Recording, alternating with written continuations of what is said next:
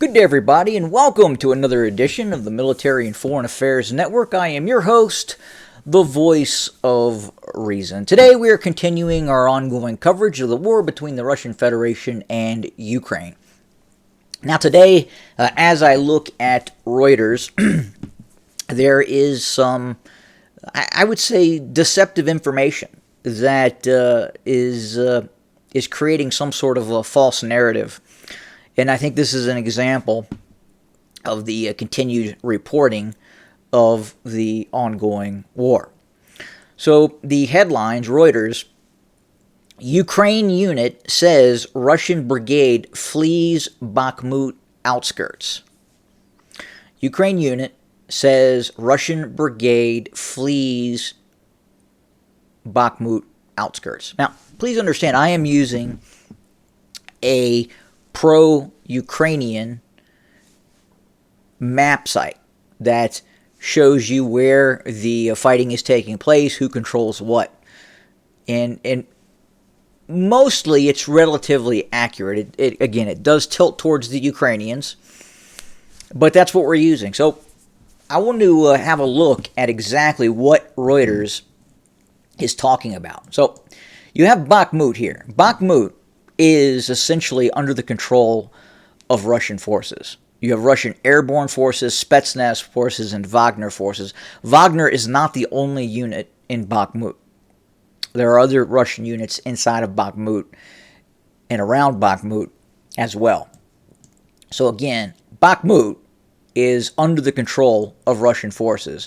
You have the eastern districts, the main defensive lines that were in this area, the secondary defensive line, which was along the railway that ran through the center or west of the town. This is the city administrative zone right here. And then finally, you have some old Soviet-style apartment blocks that are still under their control, or essentially are being controlled by trapped Ukrainian units that are finding it difficult to get out of Bakhmut. Now, what exactly was Reuters talking about when they were talking about this Russian brigade that fled the outskirts of Bakhmut? So this is the outskirts of Bakhmut, okay? When you say outskirts, this is the outskirts. What they're talking about is an engagement that took place down here to the south. And as a bird flies from the outskirts of Bakhmut to where this engagement was, is 8.2 kilometers. So I wouldn't define that as the outskirts. I would say it was southwest of Bakhmut.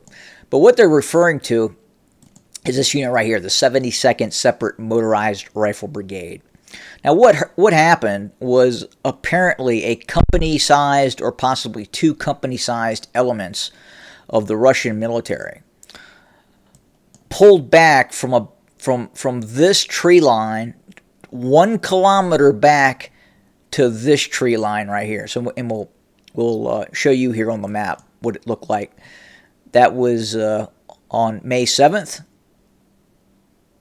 Okay, company-sized element probing operations in this area, holding this area, and then apparently 1 kilometer back to this tree line.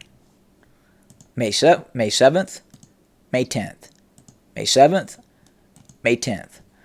One company. An entire brigade is not going to occupy this area. Just not the way it works. Company-sized element, maybe. Reinforced company at best. And that's what occurred in this area. And this brigade is still very much intact and operating southwest of Bakhmut, the 72nd Motorized Rifle Brigade. Additionally, you have other units. You have the 106th Guards Airborne Division, 51st Regiment to the south of the 72nd. To the north, you have the 137th Guards Airborne Regiment, again, another element of the 106th Airborne. So you have VDV forces to the north and south of this Motorized Rifle Brigade, the 72nd Motorized Rifle Brigade. if you look at the fighting that's been taking place on the outskirts of Bakhmut, and you would define this as the outskirts, okay? If we go back to May 7th, look what's happened. May 7th. Now watch this. They're continuing. The Russians are continuing to move forward and take these areas.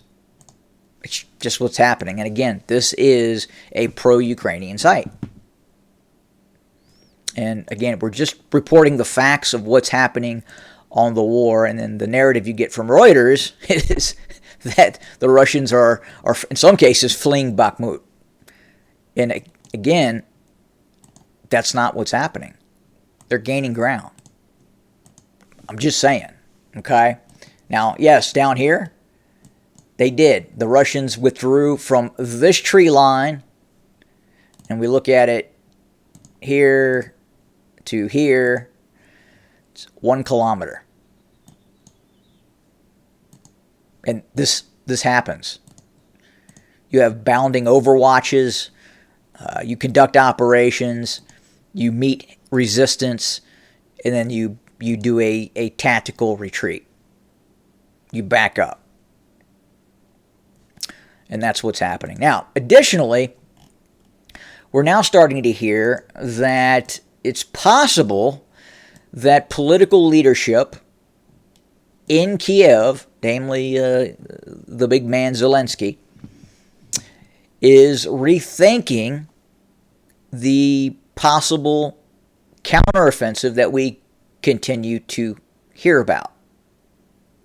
Very interesting. What is happening?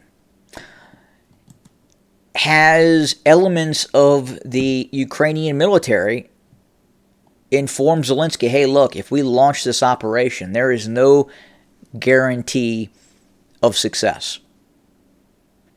This operation may not look like the kind of success that occurred east of Kharkov. This is a different scenario. The terrain is different. The force dispositions are different. And this could be something that once the Ukrainians start this operation, may find it difficult and very difficult. Again, as we look at this terrain, much different. Very, very open, very sparse. And again, if you don't have air superiority, and again, the HIMARS systems was acting as the Ukrainian air support.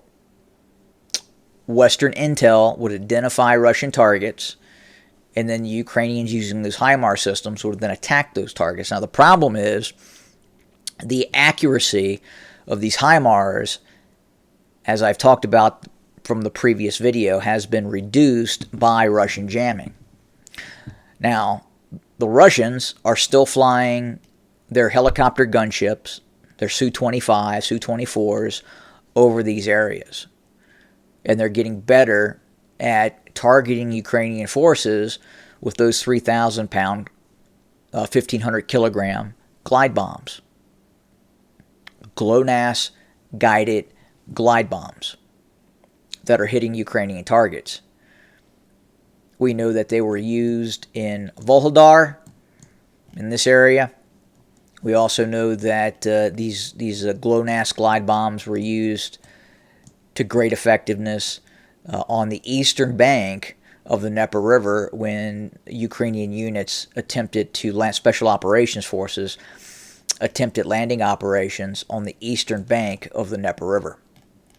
But again, very, very difficult situation for the Ukrainians, again, to launch an operation against Russian air superiority.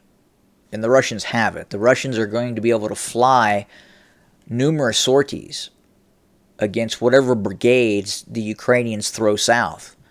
And I think that's why right now the Ukrainians are looking at this and saying, will this work? What is our What is our war goal? What is our war aim? Well, if it's to sever the land corridor, if it's to push further south, are we going to be able to do that?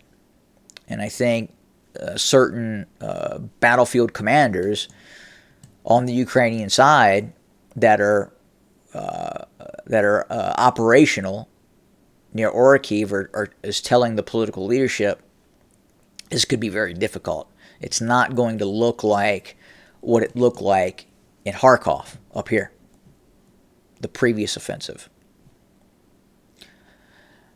So that's kind of where we set for today. We're continuing to watch the situation, continuing to hear about buildups and movements of forces. And again, some of this could be deception operations from the Ukrainians as well. And it's possible that any Ukrainian counteroffensive could take place someplace else as well. And we have to keep that in mind and continue to watch that. But today I wanted to just talk about what occurred in Bakhmut and just try to limit some of the disinformation and kind of give you, the viewer, an idea of what really occurred over the last 24 hours in regards to the 72nd Separate Motorized Rifle Brigade and just what happened in that area. And specifically what's continuing to occur in and around Bakhmut, which, again, Bakhmut is essentially controlled by Russian forces. This is it. This is the area of control right now. The Russians are continuing offensive operations, clearing these areas of Ukrainian forces. Again, the western outskirts of Bakhmut. So thank you for joining us today. More to come very, very soon. Have a good day.